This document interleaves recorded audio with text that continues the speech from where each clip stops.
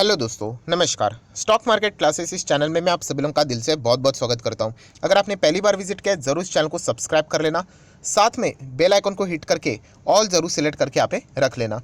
हर हफ्ते इस चैनल पे जो भी वीडियो आता है वो बिल्कुल आपको फ्री ऑफ कॉस्ट यहाँ पे देखने के लिए मिल जाएगा। चलिए दोस्तों, फिलहाल इस वीडियो को स्टार्ट हम कर लेते हैं। दोस्तों अभी हम लोग आ चुके हैं बिल्कुल हमारे नॉर्मल स्क्रीन के ऊपर। बहुत ही इंपॉर्टेंट टॉपिक को हम लोग यहाँ पे कवर करने वाले हैं। प्रेजेंटेशन खराब हो सकता है, बट जैसे मैंने आप लोगों को कहा, ये वीडियो आप लोगों को बहुत सारी चीज़ें सोचने के ऊपर मजबूर यहाँ पे करने वाला है। बहुत सारे लोगों ने कमेंट भी यहाँ पे किया था, सर इस टॉपिक को ज़रूर कवर करना। कौन सा टॉपिक?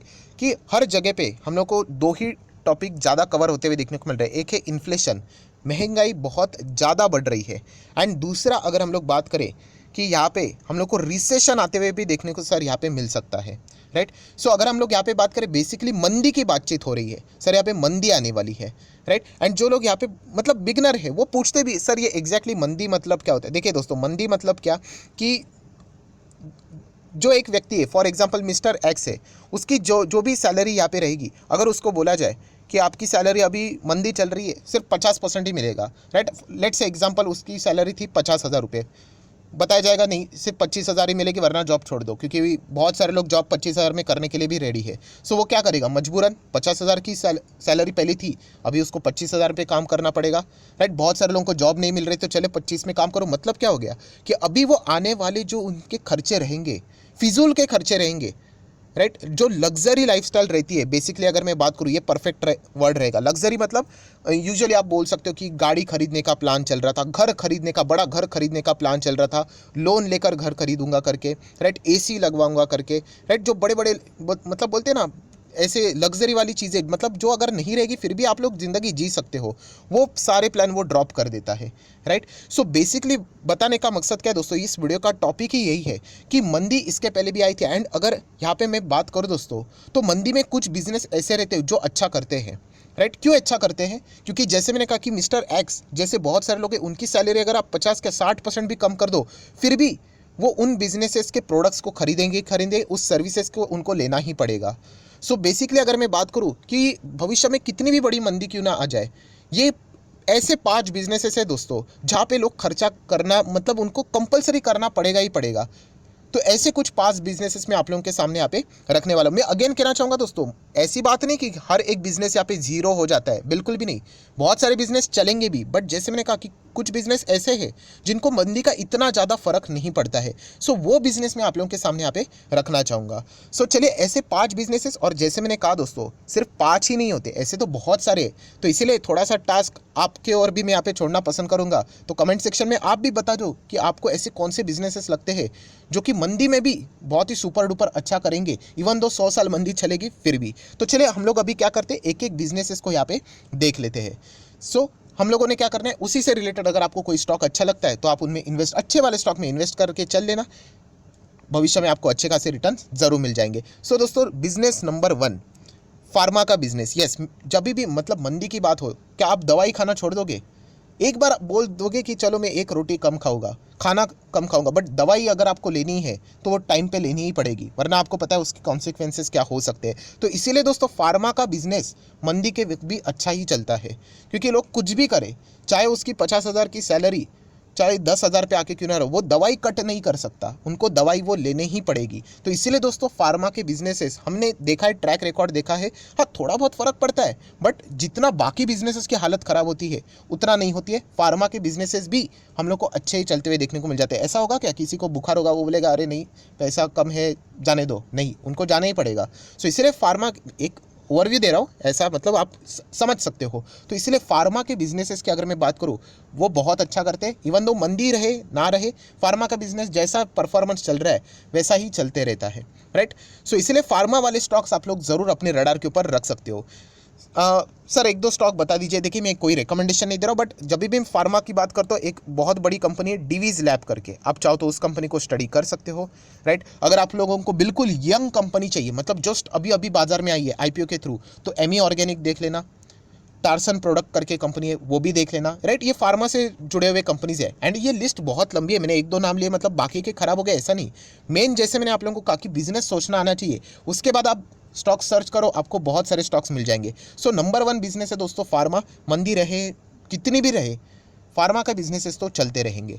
देन दोस्तों आ जाते हैं बिजनेस नंबर 2 की ओर। बहुत ही इंपॉर्टेंट है, बट उससे पहले मैं जरूर कहना चाहूँगा, रिक्वेस्ट करना चाहूँगा, लाइक जरूर कर देना इस वीडियो को। आपका लाइक मेरा मोटिवेशन यहाँ पे बढ़ा देता है। तो चलिए बिजनेस नंबर 2 कौन सा है दोस्तों? यस, थोड़ा सा टफ है बट फिर भी बोलना चाहूँगा, केमिकल। मैंने जानबूझकर इसको सेकंड रखा है। देखो दोस्तों, केमिकल मतलब अगर देखा गया ना, तो ये जो एंड कंज्यूमर रहता है, मतलब हम लोग जो रहते हैं, हमें ऐसा केमिकल के बारे में इतना कुछ समझ भी नहीं आता। बट दोस्तों मैं बताना चाहूँगा, केमिकल के बिना मतलब कोई बिजनेस ही नहीं चल सकता। हर जगह पे केमिकल है दोस्तों, हर जगह पे। केमिकल का टाइप अलग अलग रहता है, बट केमिकल के बिना कोई भी प्रोडक्ट, कोई बिजनेस आगे बढ़ ही नहीं सकता। फैब्रिक की बात करें, उसमें भी केमिकल इन्वॉल्व रहता है, एकदम प्राइम। अगर हम लोग स्टेज की बात करें तो वहाँ पे केमिकल का इस्तेमाल होता है। टायर कंपनीज में केमिकल रहता है, फार्मा में केमिकल रहता है, फूड में भी केमिकल रहता है। मैंने जैसे बताया कि टाइप अलग अलग रहता है। जो सीमेंट में केमिकल रहेगा वो फूड में नहीं डालेंगे, वरना प्रॉब्लम हो जाएगी। सो बताने का मकसद क्या है दोस्तों, केमिकल इंडस्ट्री वाली कंपनियाँ बेस्ट एवर रॉ मटेरियल है। हाँ ज़रूर दिक्कतें थोड़ा बहुत होगी, बट कोई भी बिजनेस अपना बंद नहीं करता है, बट केमिकल वाला बिजनेस अपना चलता रहता है। सो इसीलिए दोस्तों केमिकल कंपनी आप लोगों ने देखा होगा, जो मेरा दूसरा चैनल SMKC, मेरा सबसे फेवरेट सेक्टर है केमिकल। और आपने देखा भी है, जितने भी हम लोगों ने शेयर्स देखे थे ज़बरदस्त चलते। रीज़न भी है, केमिकल का बिजनेस ऐसा ही कोई नहीं स्टार्ट कर सकता। हम लोग बोल सकते हैं ना कि हमें ये बिजनेस स्टार्ट करना है, वो बिजनेस स्टार्ट करना है, आप कर सकते हो, बट केमिकल का नहीं। बहुत सारे लाइसेंस भी लगते हैं इसके लिए। सो केमिकल दोस्तों एक ऐसी इंडस्ट्री है। और अभी केमिकल से रिलेटेड सर स्टॉक अभी इतनी लंबी लिस्ट है कि मैं आपको क्या बताऊँ। SRF limited, Deepak nitrate, Aarti industry, alkyl amines, Balaji amines, Atul limited, right, बहुत सारे कंपनीज है दोस्तों, पीडीलाइट से लेकर बहुत सारे, एशियन पेंट भी इसी में ही आता है। सो बताने का मकसद क्या है कि केमिकल इंडस्ट्री दोस्तों, कितनी भी मंदिर है, इनका बिजनेस यहाँ पे चलता रहेगा। जिस दिन केमिकल बंद हो गया ना, सारे बिजनेसेस ही क्लोज हो जाएंगे दोस्तों। तो इसीलिए केमिकल को कभी भी हम लोग अवॉइड यहाँ पे नहीं कर सकते। देन दोस्तों बिजनेस नंबर 3, कितनी भी बड़ी मंदी आ जाए दोस्तों, बिजनेस नंबर 3 चलता ही रहेगा। एंड वो है दोस्तों इंफॉर्मेशन टेक्नोलॉजी। यस, टेक वाली जो जितनी भी कंपनी है दोस्तों, वो चलती रहेंगी। एंड सबसे कम इम्पैक्ट इन्हीं के ऊपर आता है दोस्तों मंदी का। चलो बाकी कुछ बिजनेसेस के ऊपर थोड़ा बहुत भी आ सकता है, बट टेक से रिलेटेड बहुत ही कम हम लोग को इम्पैक्ट देखने को मिलता है। खास करके मैक्सिमम IT कंपनीज अगर आप चेक करोगे तो वो डेट फ्री रहती है, उनको कर्जे की जरूरत नहीं। सर्विस वाली कंपनीज है ना, तो सर्विसेज तो इनकी चलती रहती है। और दुनिया तो अभी आप लोगों को पता ही है टेक्नोलॉजी से घिरी हुई है, तो जो उनके कॉन्ट्रैक्ट्स है वो वैसे ही यहाँ पे चलते रहते हैं। और ये बड़ा बिजनेस है थोड़ा, राइट। तो टेक्नोलॉजी वाली दोस्तों, जो IT सेक्टर वाली जो कंपनियाँ है दोस्तों, वो बहुत अच्छा यहाँ पे करती रहती है, राइट। तो जरूर आप चाहो तो अभी IT कंपनी के नाम में क्या लूँ आप लोगों के सामने, हर किसी को यहाँ पे पता ही है कितने बड़े बड़े कंपनीज है। TCS, Infosys, HCL tech, tech Mahindra, right. ये तो मतलब पहले ही इसमें बड़े वाले जो इसमें आ जाते हैं, इन्फोसिस करके। देन अगर हम लोग बात करें, KPIT टेक है, हैप्पीएस्ट माइंड टेक्नोलॉजी है, L&T इन्फोटेक है, माइंड ट्री है, LTTS है, लंबी लिस्ट है दोस्तों। सो टेक्नोलॉजी वाली कंपनियाँ भी यहाँ पे बहुत अच्छा खासा परफॉर्मेंस देती है, ये भी हम लोग यहाँ पे देख सकते हैं। एंड अभी जिस इरा में हम लोग एंटर कर चुके हैं 2020 के बाद, टेक को हम लोग अवॉइड नहीं कर सकते। देन दोस्तों अगर हम लोग बात करें 4th नंबर का बिजनेस दोस्तों, ये तो कमाल का बिजनेस है। और ये बिजनेस अभी अभी हम लोगों को ज़्यादा ग्रो होते हुए देखने को मिला है। कौन सा?